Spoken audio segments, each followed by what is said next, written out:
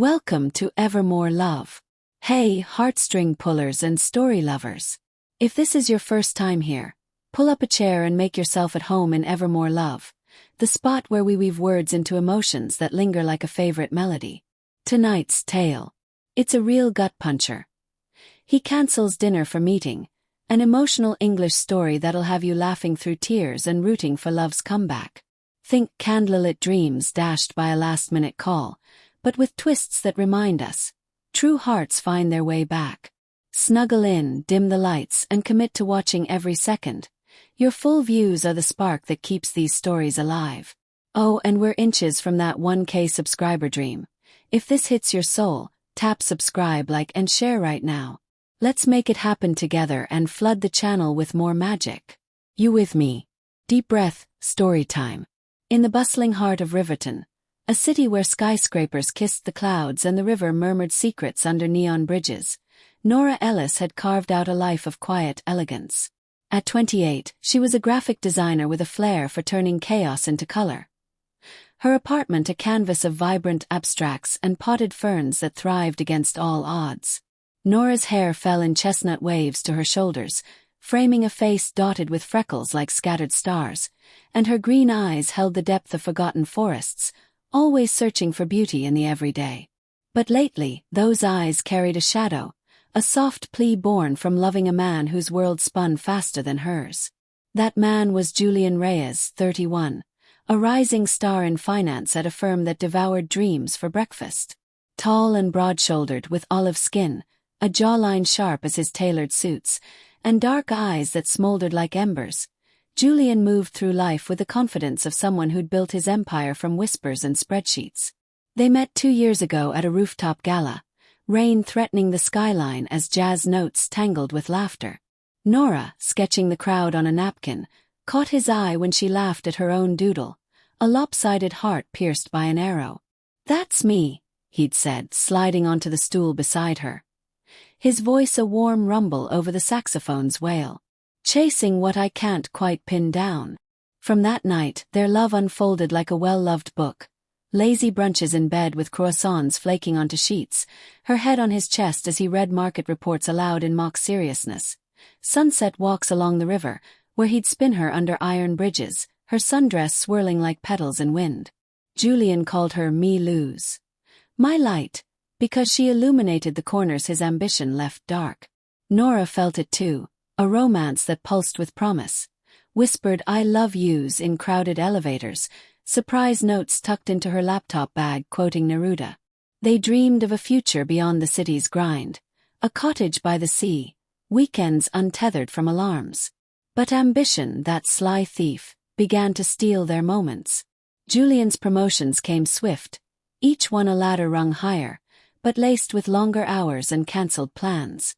"Just this once," he'd say, kissing her temple as he shrugged into his coat. Nora understood at first. Love, she told herself, bends like willow branches in the gale. Yet as autumn leaves turned Riverton streets to gold, the cancellations piled like unanswered prayers. The night it shattered was a Friday in late October, the air crisp with the scent of wood smoke and impending frost. Nora had poured her heart into planning their anniversary dinner. Not at some stuffy restaurant, but at home, a sanctuary of her making. The kitchen glowed under pendant lights, copper pots simmering a rosemary-infused lamb from a recipe she'd hunted in her grandmother's faded journal. Candles flickered on the linen-draped table, casting shadows that danced like secrets across the walls adorned with their photos. Julian midlaugh on a hike, Nora's hand in his under fireworks. She'd slipped into a emerald silk dress that hugged her curves, the fabric whispering against her skin like his touch, and cued a playlist of their songs, slow jazz that evoked that rainy gala. At 6:45, as the oven timer chimed softly, her phone buzzed. Julian's name lit the screen, and her heart skipped, imagining some sweet apology for being late. "Hey, beautiful," his voice crackled, strained over the hum of office chatter. "Listen, I hate this, but the Tokyo client's in early. Emergency meeting. Could seal the deal for the quarter. Dinner's gotta wait, okay? Rain check." The words landed like ice shards, splintering the warmth she'd built. Nora gripped the counter, the cool marble biting her palms, as the rosemary's earthiness turned cloying in her throat. Julian, tonight. Our night. Her voice trembled, a fragile thread stretched thin, but he was already half gone, typing audible in the pauses. I know, me lose. You're my world. This is for us, for the future we're building. Love you. Gotta go.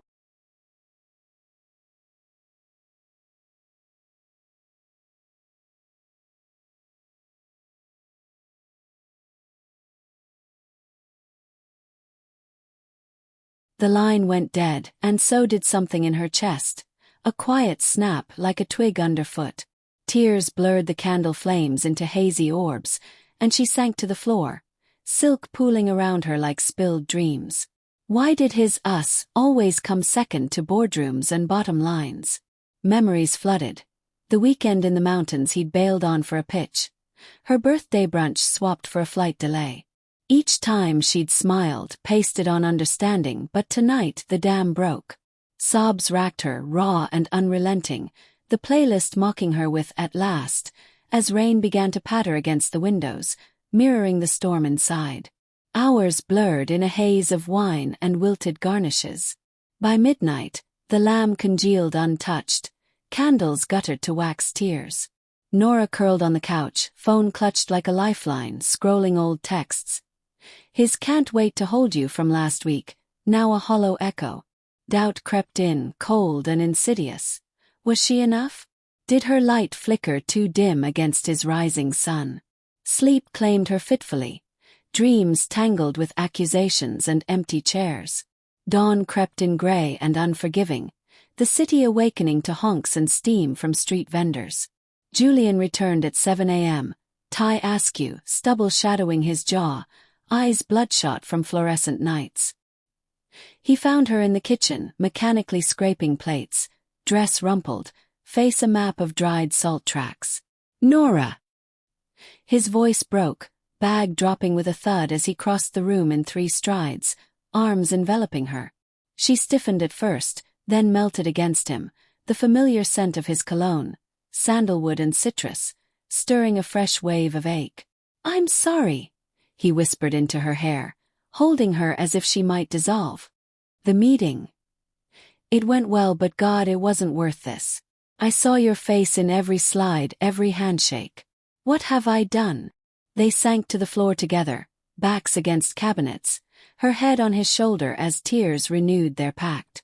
She poured it out then, the loneliness of solo dinners, the fear that his success would eclipse their love, the way each cancellation chipped at her trust like waves on stone. I feel like I'm waiting for a ghost, Julian.